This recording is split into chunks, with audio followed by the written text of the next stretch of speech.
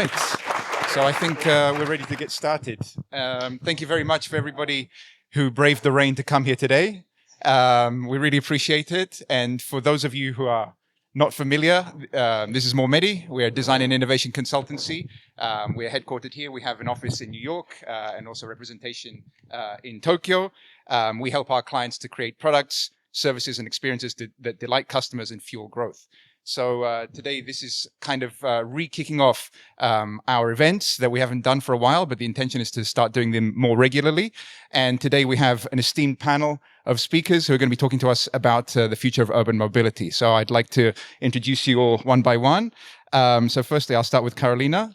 Karolina is the former Chief Digital Officer and Head of Strategy and current Head of Regions, Head of Southwest Europe and Center of Competence for the Software Business Unit at Siemens. Prior to joining Siemens this time round, she was in charge of building a digital ecosystem and driving open innovation at Roche Diabetes Care. She had already worked for Siemens in Germany as Vice President for South America and Scandinavia in intelligent traffic systems, as well as for Siemens Healthineers in product management and business development. And among... while you finish it. What can we do? Yeah, this is... Sounds very impressive. Among her many extracurricular activities, she's founder and ambassador for the Female Voice in Mobility Network. She holds a bachelor's degree in psychology, as well as a master's in international business from the Universitat Autònoma de Barcelona, a master's in science, technology, and society from the University of Hamburg, and an MBA from ESADE in Barcelona. Anything else I missed? Or in the meantime, I'm also a founder or co-founder of UN Women Spain. Very good. Congratulations. So I think we should all give a huge welcome to Karolina. It sounds far more impressive than I am. And humble. Yeah, I was like, wow, my goodness.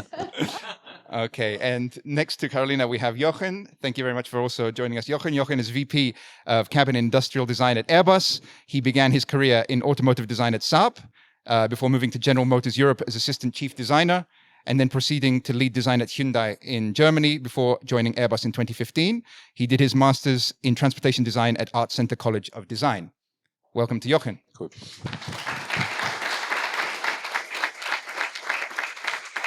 And last but not least, we have Sebastian. Sebastian has had a long and illustrious career around logistics, mobility, and data.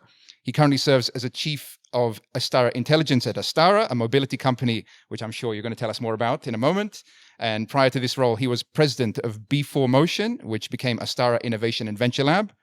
Before that, he held a number of C-level management positions, including GM of New Energy Vehicles, CIO of Isophoton, a company dedicated to solar cells and PV modules production and energy solar projects management, CEO of Silico Energia, CEO of Berge Logistica, a company focused on logistics in industrial and in distribution sectors, and CEO of Servicios. Oh, this is a difficult one. You have to no say. Problem. There's no problem. I don't Many remember. CEOs. And he studied naval architecture and marine engineering at the Universidad Politécnica de Madrid. Welcome, Sebastian. Thank you. Thank you very much. Okay, so to get us going, I've asked each of you in advance to prepare a little speech for us, so 3 minutes to inspire us. And the first question will be for you, Karolina. Your career spans mobility and health. How do you think that urban mobility can contribute more to our well-being in the future? Yeah. So if I can share, I've been, and then like we were not mentioning it, I've been also living in Kuala Lumpur. And this is when I came to realization that mobility and healthcare are coming very close together. Malaysia and the Asian countries is very often considered as the US of Asia because of the BMI index. I mean, this is like one of the very few obese countries in Asia. And I truly believe that like one of the contributing factor to that is urban planning. I mean, like, because this is exactly in Kuala Lumpur where you can see the building and Google Maps is telling you that you need 1 hour, 30 minutes to get there. And this is where I thought like that cannot be. So you're asking locals, and yes, it can be. They built a highway in the middle. There is no bridge. There is nothing. You can see the building. And the only way to get there is to get a Grab. which means Grab is the equivalent of Uber in Asia.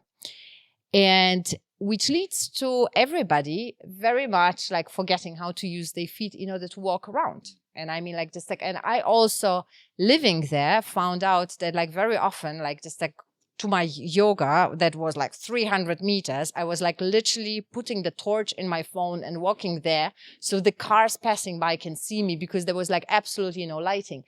The city is built around the cars. It's not around humans. And that was basically contributing to more diseases, more respiratory diseases. And like when I was there, I was still like coming there from the healthcare perspective. And it was like also contributing to a very high BMI index. And that also created habits, certain habits that like, just like I had like a very young, sporty interns or analysts working for me. And like, it even wouldn't cross their mind to walk somewhere. It was so the habit that they were really grabbing a taxi or an Uber or Grab everywhere that they were going. And this is also when I saw, like, if you see that around, it is becoming part of the habit, and it's very difficult to change. And we also have this habit. I mean, like, I took so long from Tres Cantos today because I also took a taxi. I didn't take public transport, which with this rain is much better. We are still like the victims of the habits that we are creating. And this, I was working in Malaysia about the changing habits that was related to healthcare, but like also like contributing to public transport. And right now what I'm just like seeing, whenever we're discussing a public transport, I am in a direct competition with a car ownership. And that's where I also need to change a lot of habits and understand like why people do life choices. Yeah. Thank you very much. A lot of food for thought. And this is something that we were discussing a little bit earlier. Same, Jochen. Jochen, so I'll turn to you. And you have worked both in automotive design and now you're working for the maker of aircraft. So how do you see the connection between urban travel and the flying experience? Yeah, you mentioned the right word. It's an experience. And when I came to Airbus, we were talking about trim and finish or industrial design as separate entities almost. And now we're talking about an experience. So, and of course, you want to have an end-to-end experience, which starts when you pack your bag. So we've been working with BMW on this one a few years ago to really look into how we can connect the experience of the aircraft with the experience of the car, and even link it to what you do at home. For example, your bag would help you to pack, and then the car would help you to if something changes. So there's a constant information flow, of course. Maybe you have an ambassador that follows you. And of course, we're not doing this as Airbus, but we're interested in having the best possible branded experience for our customer and for our customer. So we have this B2B, B2C issue as well. But as well, if we step back a little bit as a plane producer, we can provide the technology and the platforms to connect those. That's why we're looking into them. Yeah. Great. Thank you very much. And Sebastian, so you work for Astara, and maybe you can tell us a little bit more about the company in your answer. But for today, it's mostly known as a B2B brand. How do you think that will change in the next 5 to 10 years? Will it become more well known as a B2C brand? Good question. So Astara is a company, as you mentioned before. I'm going to try to summarize. It's a company, it's a mobility company focused of how to solve the problem of the people in these times. Now we are moving into 19 countries now, and we have some different proposals, from ownership to usership to data to intelligence. And within all of these propositions, we try to analyze deeply and carefully what's happened with the people. So the first thing that I should tell that we are, more advanced is in the research. So we are looking at trends, technologies, and especially focusing on people, how the things are moving, because we can see the problems of the cities that sometimes I was with a project of one of the major cities of Asia. I cannot tell you the name, of course, but we were talking about the mobility in this city, and I was thinking at the same time, it is insane. This is not possible to solve by no one. So at the end of the meeting, they told me, okay, you think that we could solve this situation and say, okay, we're going to try, and say, okay, no problem. We're going to move the city. And this is the real problem that is happening in some, east, country cities. They are moving the capitals, or they are moving the cities to another places, not only because weather conditions, that of course they are thinking about that, but because the people. So they have not thought about people to design the urban transportation and the conditions. And this affects to all the things related to GDP, related to, the well-being, related to the new trends and technologies. So sometimes it's not easy. So we are focusing, and we will be known as a company, focus on people in the next future for B2C. Amazing. So I'd like to start the discussion talking about something that you touched on briefly there about, software and data in urban mobility. So maybe I can turn to you first, Karolina, because Siemens has its roots as a hardware company, but you now are working with software startups exclusively. So can you tell us a little bit about what are the most exciting software companies that you're working with? Yeah. So I think that that's the question that I kept answering a lot when I was at Roche, because I was I was there doing scouting when I was in touch with over 1,200 startups, and it was always, what is the coolest? What's the coolest? I think that right now the question that I prefer to answer is what is the most scalable one? Which is the one that will impact the life of more people? Because there are a lot of cool innovation, like a suitcase that is packing for you, but have you ever used that? Nobody did, right? So I mean, this is exactly the problem, to identify something. And we all I am my customers here in Spain is Renfe, Metro de Madrid, and so on. So I'm speaking about big public transport operators, and how to really find something that you can change life of many people. And right now in the business unit that I'm working, we acquired 7 different companies. So we are not speaking about hundreds. And I mean, we are calling them startups, but some of them, they already had a very good maturity on the market. So I mean, we have different levels. So the recent acquisition was Optrail, which is an Italian company, with 15 employees that they develop an outstanding algorithm. And then the other acquisition was 1 year earlier, and it was one of the acquisition that was for 700 million, and with hundreds of employees. No, so it is different, and we are really searching for something that really combines also very well together. What is our vision? That if you are, for example, planning your trip from A to B, and for that we have a solution to plan your trip from A to B. Then with another solution that we are having with train planning system, we will have information about all the disturbance which is happening on the train level, on the infrastructural level, and so on. And then once we have this information, we can reprogram your trip, and we can also rebook your tickets, because we also have a ticket inventory portfolio, portfolio, a startup that we acquired.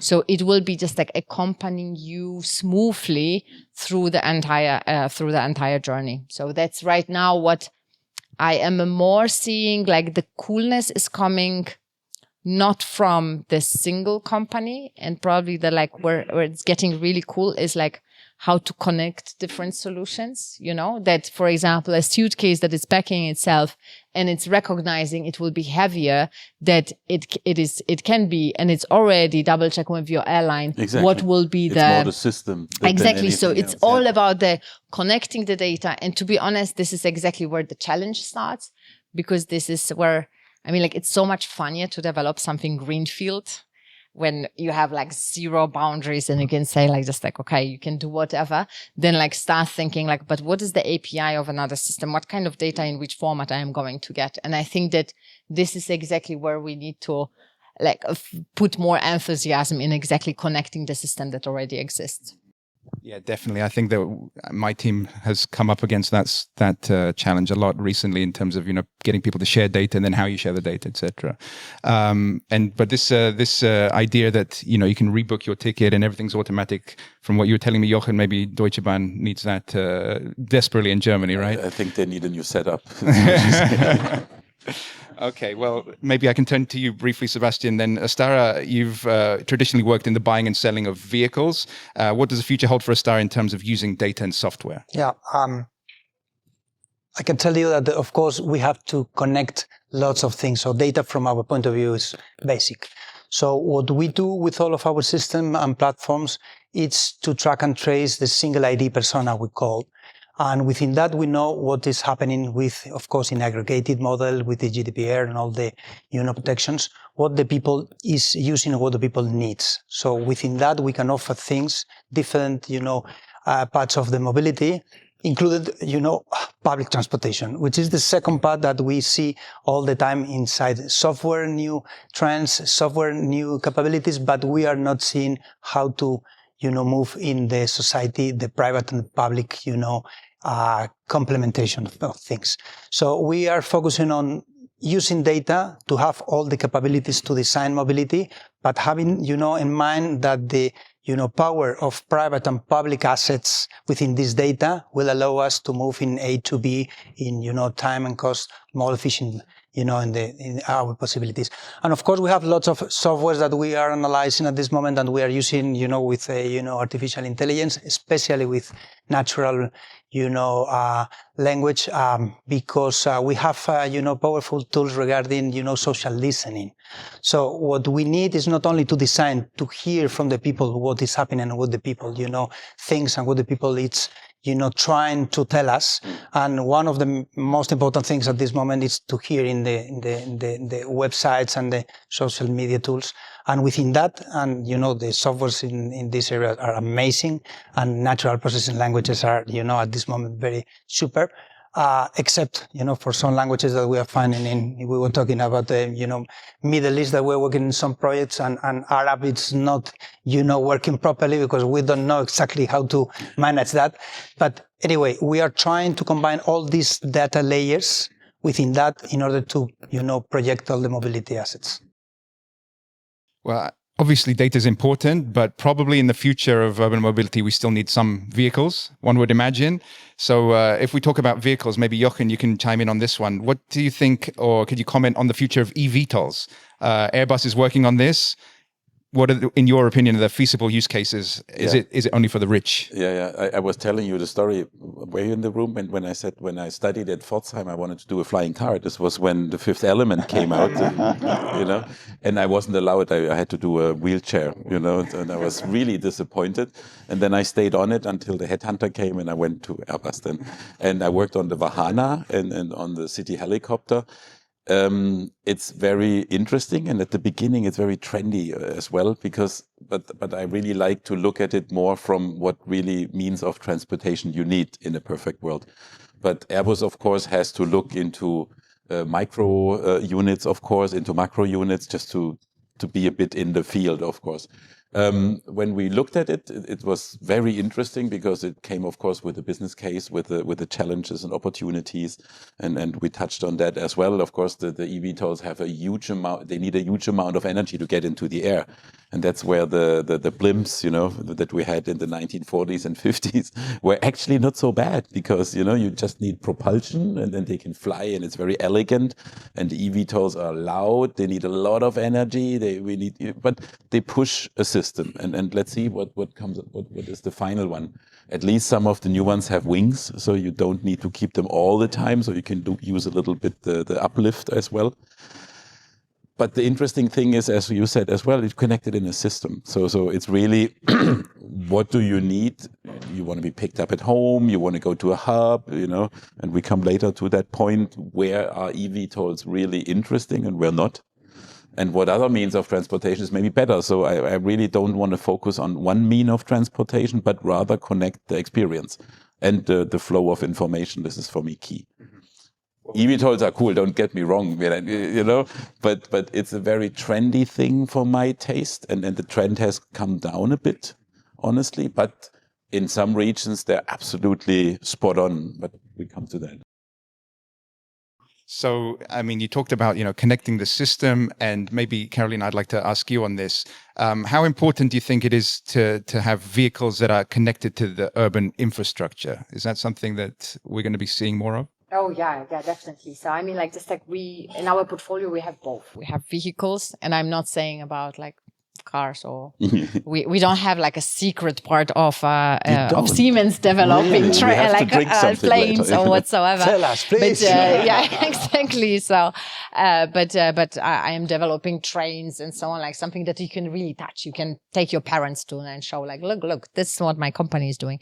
But we also have a lot of infrastructure solutions, which are like generating also like a lot of data. And we made like one of the most like important experience that I had like in my career when we were discussing, for example, about the connecting the infrastructure and the data that the infrastructure is having, like with your entire mobility experience for the passenger. And we had a workshop with Fundación 11.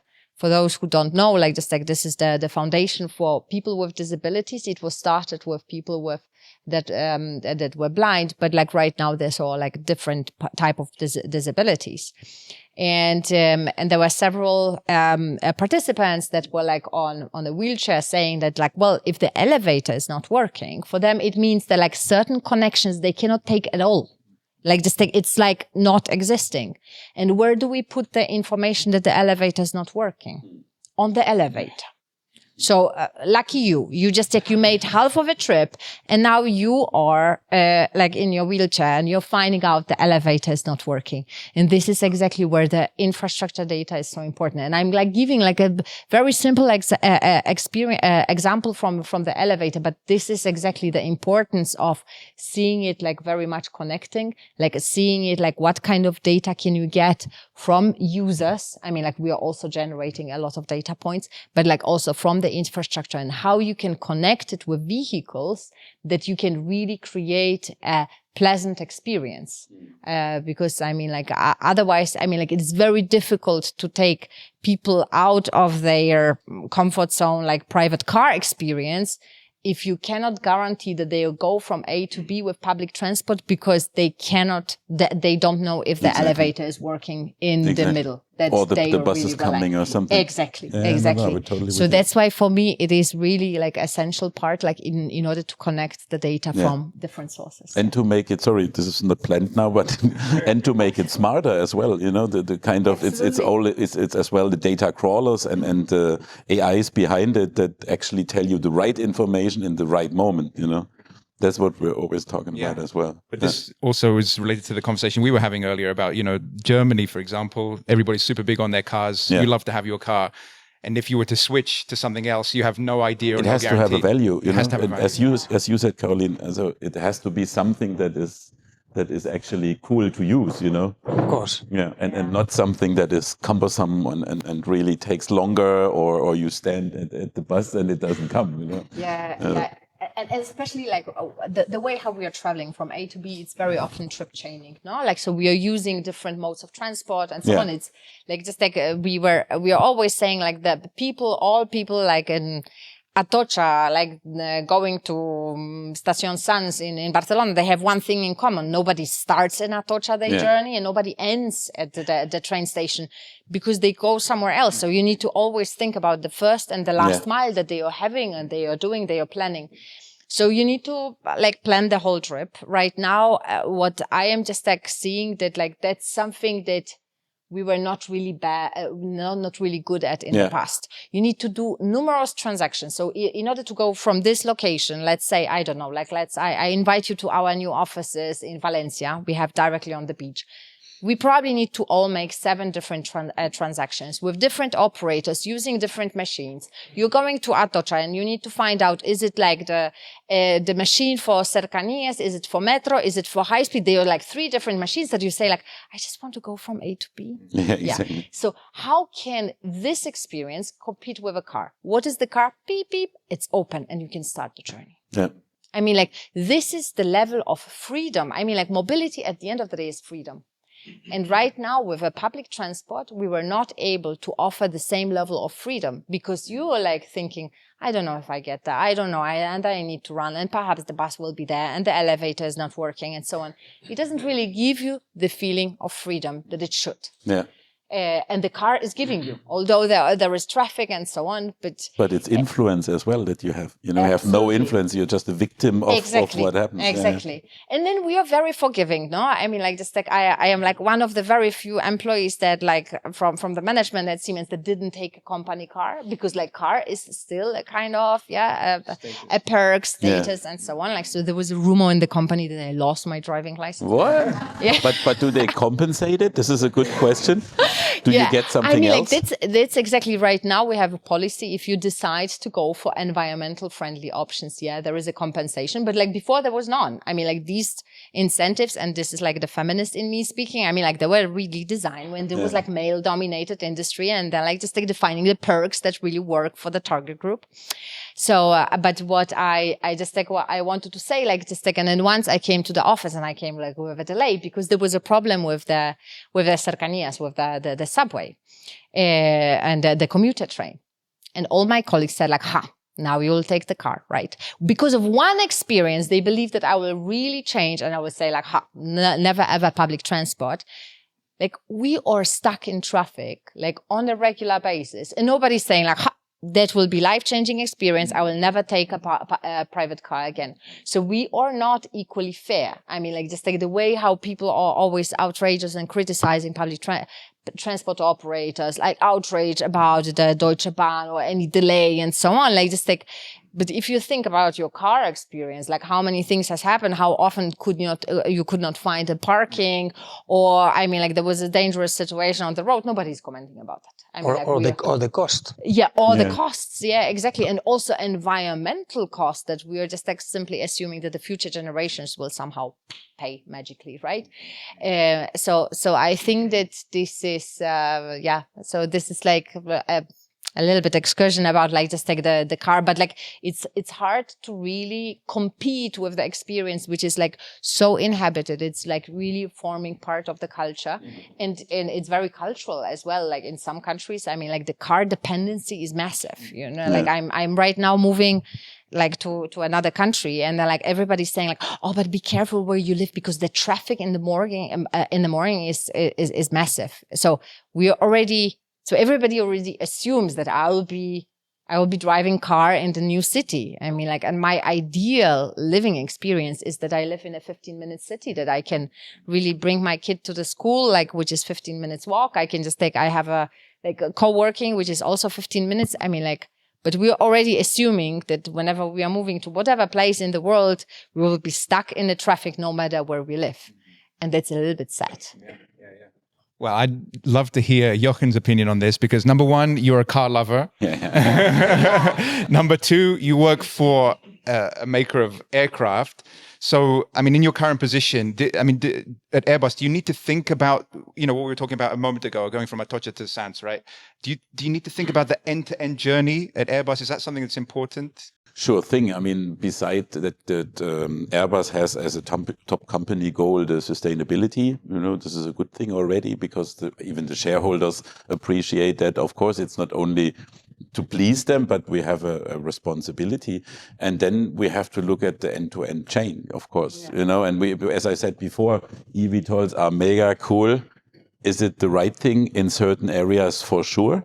In other areas, it might be a better option. And I think we do have a big responsibility as such a huge influencer in how you transport and whether it's good for the society, for the environment as well.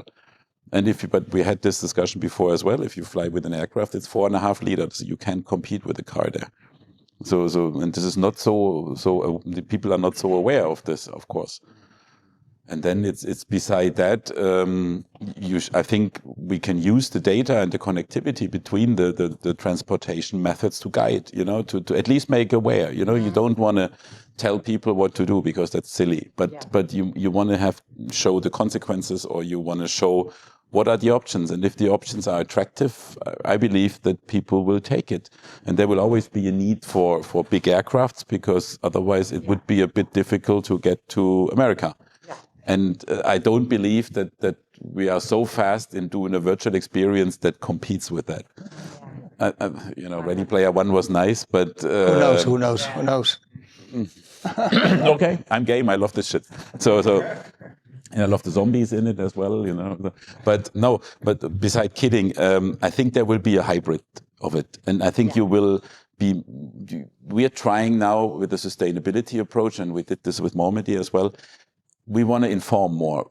I think this is one of the big levers that we have with sustainability and with the whole system, that we really inform what you do, what is the impact, and what we do to make it less impact. So Airbus is trying to have till 2035 a carbon neutral aircraft flying, and we're in a good way. Of course, this is very difficult, and there's many levers, and the SAF fuels are not available, you know, the thermoplasts are heavier, and what do we do with the cost of sustainability? But that's our part, and how we connect it to then the whole system. This is where we have to work together with you and with others. So I think what I was getting at is, yes, end-to-end experience is the key, and we're really not good at getting to the airport. Yeah. You know, if I see it like that. Yeah. So we can be much better in connecting and in showing opportunities and actually placing the airports maybe smarter and, you know. Yeah. So what I can say, like, there is, for example, one service from Adif, and I don't know, like, just like if anybody else used it, like in case you are like traveling with a small kid, in a stroller, or like with someone in a wheelchair, and they are helping you at the train station in order to go to the train. They are like finding a place for your luggage and so on. Like, it's written small, like, we're not taking care of your kid. No joking, really. Yeah. Probably there were some people saying, I will take care of a suitcase, take this. I can promise you, because I lost my kid once, you know, in Chamartin. Voila, you were in charge. No, you weren't. No, you were the father. No, you were. Voila. So probably you in the entrance of the train, smarter than me. Exactly. Yeah. You see, but I would say, like, this is for me the experience. So, for example, if you're booking like a Renfe train, and you can say like, well, I will be like alone traveling with a stroller, and then like someone is calling you half an hour before, late, waiting for you at the train station, accompanying you through security, that you are not like taking like all the language. I mean, like, I was so impressed. And then I was in the train, and I was arriving that like the first trip that I used this trip was to Valencia. And then like I was like approaching Valencia, and someone called me like, hi, Karolina, we are waiting for you in Valencia. And I was like amazed. Yeah. I mean, like, literally, I just like, there were no words how much I loved the service, but and how much I felt, and the service is for free. Yeah, that's what I mean. Is it a premium service, or is it just because you're a mother and you had your child with you? It's just because I am a mother. I mean, it's a lot of work. No, I was saying. No, you can ask. But this is the service that you can request. This is exactly about this is great. Or father. It's amazing. Exactly. It's an amazing service, and this is for me. Or like very often, like just like, okay, I'm thinking because my parents are visiting me here, and my parents are not very experienced travelers. And I am like always going with them all the way to the airport, and I'm bringing them all the way to the gate, because I am afraid that they will get lost somewhere. For sure. And I wish there was a service for parents, you know, like just like how to help them at the airport, you know, like that someone is picking them up, not like a kind of, you know, like, and it's entering them to the airport or to the train station, and it's going with them so they are not lost, confused, or stressed. Right? I mean, like, there was still a lot of this type of challenges that we didn't solve. And we have to be more inclusive as well as part of sustainability here. So we're working a lot with now systems that you imagine you can't see anything in your aircraft, and you hear it ping and you hear it pong, and this is a very scary situation. True. So we've been working on this as well, not only in the aircraft as well. So maybe there's an assistant or a system that we have to come up together, you know, to enable those kind of services. Absolutely. Well, I really like the point that you brought up just now, because you're talking about the human touch. We're talking about mobility, we're talking about urbanism, or we're talking about vehicles, but there's also the human touch. So there is a space for rethinking the service and service design in that. So I think this is good for us as more Medi. So this is good to hear.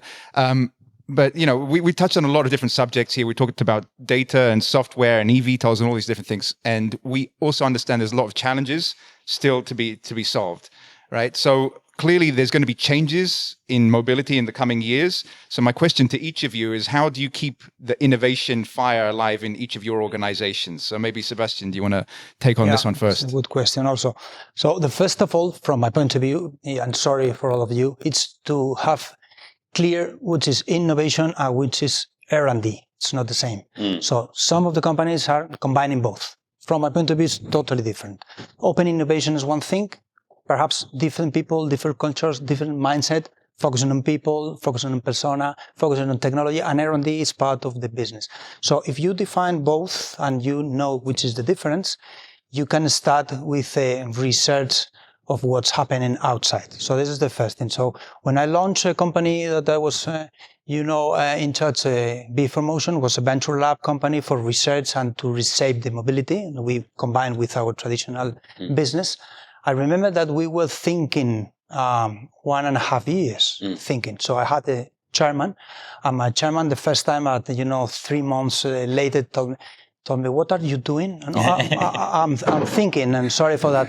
What am I paying? Nice, but 6 months after, I was trying to escape and to hide, and he was asking the same. What are you thinking? Oh, continue thinking. Thinking. I'm paying these guys. So what is that?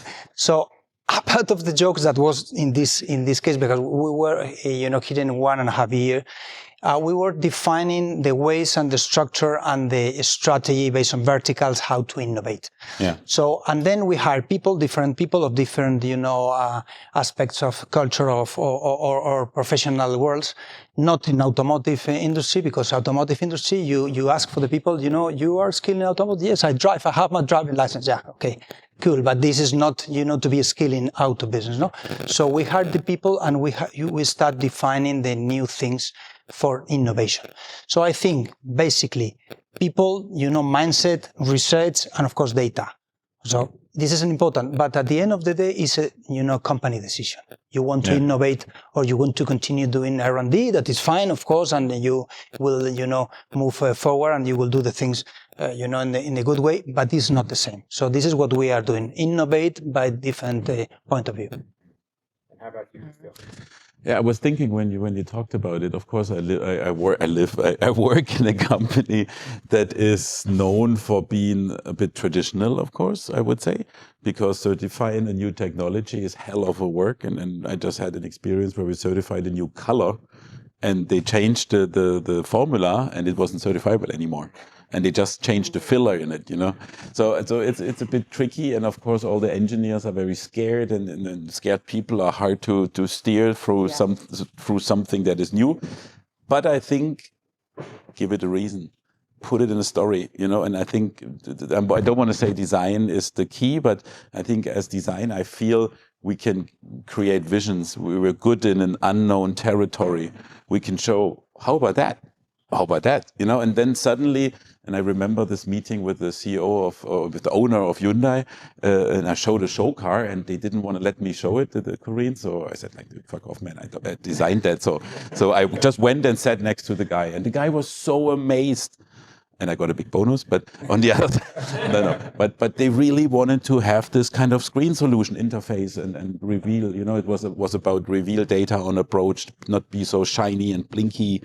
And I said, look, you have to do it more subdued and everything. And this came into production suddenly. So I think amazing people putting it in a story, creating this reason for something. I think to innovate for the sake of innovation is a bit forsaken or a lost cause. But if you put it in a storyline and you create the reason for the people that actually need it, and we're back to the thing that we really have to understand and do the right thing at this point, then you can get it in any. It's more difficult in some environments. But we have nowadays we have a different point of view. Because the technology, so the things are happening very fast. Yeah. So trends are not like used to be, 100 years ago. That was a trend. And I used to say that the sci-fi writers, were the main producers of innovation in the world, because then, architects, took note and then write and then call to the engineers, hey, go ahead and do that. So this was the way that the world was, continue advancing. But at this moment, technology is very fast. So things that are happening in every part of the world, converts in sort of trends in a minute. So you have to analyze carefully what's happened. People out of your industry mainly. People, like you thinking about the, flying cars, parking in, that is the good way to advance and to innovate things. Exactly. Sometimes it's, could be some silly things, or it could appear that that's silly things, but at the end of the day, I think it's very interesting to analyze carefully all the things. And how about at Siemens, Karolina? How do you keep the innovation fire going there? Yeah, I very much like what you said about creating with the impact. I mean, like one what we keep saying right now, it's technology with impact, in order to reconnect what is that all about. So one of the exercises that we are doing, and for example, like Once will never be my client, but it's one of the group that it's using products of my client. So just really think about this. We are also in this B2B dilemma, but think about the C that my B is serving. Because then if I will just help my client to serve his clients in the best way, then I will really have the excellent technology. Also have the eyes open. I mean, very much. I think that that's something that I was speaking a lot with my colleagues. And you mentioned Chamartin. I mean, beautiful place. I mean, if you're going there, if you're changing from metro and you're waiting for commuters, I mean, sometimes you see 10 people standing in front of the screen and looking. So first I thought that they are watching a soccer or something. No, they are waiting until the truck number will be shown. And from this moment, you have exactly 60 seconds to find it. We were speaking about inclusivity. Good luck after hip replacement with 2 kids, with a suitcase or whatsoever. If you're new, impossible. But this is exactly where the Adif knows exactly with 100% likelihood that it will be at this truck. So evaluating the experience and really sometimes what I'm just saying, if Netflix would be giving us the same experience as public transport is giving us, probably there would be no Netflix. I mean, if you need to log in 6 times with different, you want comedy, go to another machine, get another pin and but your subscription doesn't work for that. I mean, nobody would use it. We are so used to really nice experience. But in some industries, we are saying well, this public transport, who would expect that it will work better? And that's exactly where we need to get off our hands to say how we can make it to this level that it will be as smooth that you're not comfy in the train and you can rebook the seat. Impossible. You're sitting in the train and there is nobody that can help you. And perhaps I don't know, the seat that you are having is not comfortable. You want to work on the computer and there is no table and so on. There is nothing. You are booking a train and then you are stuck there. So there are so many little things. And if you are really using the solutions, you're flying. I mean, you should do it much more. I mean, even my green heart is saying it because then you see it what kind of problems you're experiencing, sitting in the train, sitting in a metro and so on. And once you see these problems, then you also have motivation to solve it because you say it cannot be so difficult. I mean, someone is telling you well, and I saw the sign elevator not working on the elevator. And you say that cannot be. This information is available before. Why can't we send him to this application and so on? Because then you are connected, how you can solve the problem and what kind of data do you have to have. And then you go into detail. So connecting with purpose and trying to really see what kind of data, what kind of solution can we do really to make a world a better place. But funnily, when you said Netflix, it came to my mind. I don't care whether it's Netflix. I don't care whether I go with the train. I don't care whether I go with the car. I just want to have maybe the fastest way, the most sustainable way, and I want to have a mean or a software or some sort of platform that either gives me the movie I want and you want to be entertained. Don't care at all whether I have a subscription there or not. And the same with the transport, And with the Fire TV stack, they had that a little bit. You can choose everything. You can just search a movie and then it tells you where it is. We need something like that for the transport to say, I want to go to Munich or from here. What's the best way? And not only in the city, in the city we have it already, but even multi-travel to say, look, take the train to Barcelona because then it's the cheapest, or take the train to whatever because it's the most sustainable. Yeah. Absolutely. Let's do that. I like the direction you're going now, because now we're thinking a little bit more about the future. I'm going to ask you each about the future. One last question in a moment, but now I'm going to give everybody a warning. You're going to be able to ask questions, and after I've asked these last three, then it's your turn to ask questions. Start thinking about what questions you want to ask. Write it down. Yeah. So thinking about the future then, Sebastian, let's start with you. How do you think that Astara can help shape the future of urban mobility, especially focusing on the connection between smart cities and transportation? Okay. At this moment, we're working in two different, of course, projects, greenfield and brownfield, and I'm going to talk in greenfield. That is more easy, more fancy, but at the end of the day, it gives you some ideas what to do. The first one is to see and to analyze how regulation for free or regulation easy to attack. It's a very important point. Why we don't have a connectivity, with all the assets, private and public, in the cities? Because administration, that they have platforms, they have technology, it's not allowing to give us this. But at the same, private companies are not, wanting to do the same.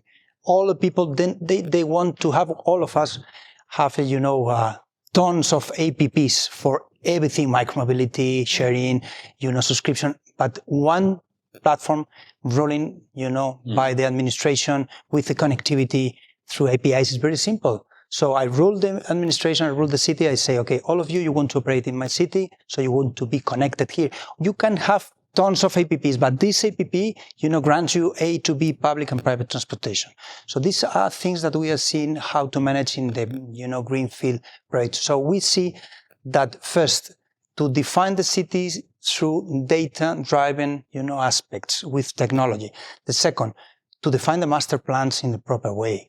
Because, even today with some, city, growing paths, it's been doing in the same way that, in all times, they are building blocks and they say, we lost some bus lines and one metro. I just put it. And that's it. And then some, e-scooters in the streets. So this is what the people is doing for this. So I think that finally, to design the future, urban plannings are, linked to technology, data, and of course, what we are doing, this master plan design. Mm-hmm. Great. And Jochen, maybe you could tell us what you think will be the air travel experience in 10 years' time. In 10 years' time? Yeah. Pretty much the same, I would say. Please. No, please. I'm joking a bit. I'm joking a bit. I mean, I think it would be better informed, definitely, what I said. We're working, and now we're in 24 almost, in 35 you will really have the more electric flying in the short haul flights wherever possible. Maybe we connect it with the eVTOL, and I think it will be more conscious in a way. And it will be more customized as well. We see a big trend in the demands to really customize your flying experience. Maybe there's some AR, VR that you can book, and you don't feel like in such a claustrophobic environment. Maybe the aircrafts don't have windows anymore in the future because we don't need the windows. We can put a screen there. It's much better, and it's much more, much easier to produce the aircraft. I think it will be small stuff that could have a great impact and innovation that can give us a good cause why we do it. I think it will be more fun. It will be hopefully easier. So we're talking as well with airports, that when you check in, that you don't wait, because why would you wait? You know that so many people are coming. Tell them to be there at 8:15, at 8:17, at 8:19, so they don't need to line up. All this kind of things we can do with the connection of data. And I see there a bigger change than in the aircraft itself, because flying, you need some engines, whether they're electric or diesel powered or SAF powered. It's not such a big difference. But I think this kind of digital experience will merge more with the physical experience. That's definitely happening. Mm-hmm. Great. Okay. And then Karolina, just to end up with you, I'm sure you remember very well that we were on the same TEDx event 4 years ago. And at that time, your speech was titled, "Is my next boyfriend a machine?" And He's not. He's not a machine. He didn't turn out to be a was not. machine. Yeah, exactly. And but AI has come a long way since then. How do you think AI will be used in mobility in the future? Yeah. So, I mean, like we will be having like millions of users of AI, but there is one thing that we should not forget. There was in 2000, I spoke with a guy who wrote a PhD about the futurism. And for that, he analyzed all science fiction books wrote in 1950 about the year 2000, because the year 2000 was this magic year and so on. And he made one observation. So like in all these books, the technological advancement was overrated. I mean, like we overestimated. We really thought we'll be flying with carpets and so on. But what we underestimated in all of these books, and I don't know, like what was the name of this cartoon? Jetsons. Yeah. Like, so, yeah, like in Jetsons, you can also see that what we underestimated is the sociological changes. I mean, like you look at Jetsons, the woman stays at home, the man goes working. I mean, like, yeah, we even could not imagine. We could imagine flying cars, but we could not imagine that the woman will go to work. I mean, like, it's kind of mind blowing, right? If you think about it. Yeah. And that's why, like, I mean, like, right now, I mean, like, let's take it to this. The Jetsons in the same way. Yeah, exactly. I mean, like, and it's in the trailer, right? I mean, like, so it is like this scene when she's like asking for his money and like just like goes shopping. I mean, like, because we could not imagine. And I think that like that's something, and we already have trends. We mentioned aging. I mean, like we will be having more people at a certain age traveling. We will have more integration of people with disability. We will need to think how to integrate them in the traveling. We have like every year more divorce rate. We will have kids alone traveling from A to B with parents living somewhere else. And I think that is like what I am currently still missing, that like we are perhaps once again making the same mistake that we are right now thinking like taking the data, taking technology to the next level, but we are not thinking like how the society is going to be and how I can use the technology that is available to better save the society for the future with the wishes for the future.